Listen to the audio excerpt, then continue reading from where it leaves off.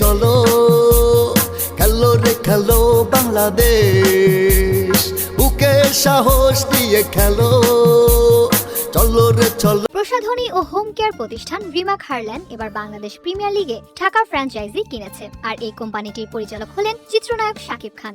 এর মাধ্যমে দেশের সবচেয়ে বড় ঘরোয়া এই টুর্নামেন্টে যুক্ত হচ্ছেন বাংলা সিনেমার এই সুপারস্টার। 16 আগস্ট সকালে খবরটি সামাজিক যোগাযোগ মাধ্যমে ছড়িয়ে পড়ে।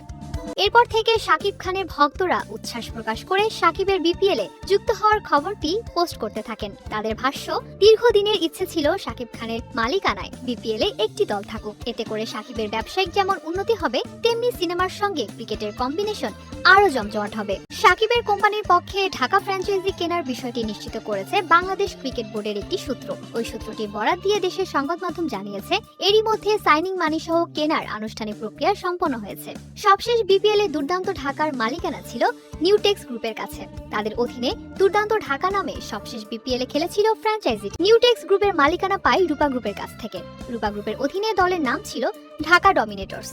বিভিন্ন সময়ে বিভিন্ন নামে হাজির হয়েছে ঢাকার ফ্র্যাঞ্চাইজিটি। এর আগে Dhaka Gladiators, Dhaka Dynamites, Dhaka Platoon, Minister Dhaka ও সবশেষ ঢাকা ডমিনেটর্স এবারও নাম বদল হবে বলে জানিয়েছে সংশ্লিষ্ট প্রতিষ্ঠান। জানা যায়, চলতি বছরের শেষ দিকে আসন্ন বিপিএল মাঠে গড়াতে পারে। তার আগে সেপ্টেম্বরে হতে পারে প্লেয়ার্স ড্রাফট।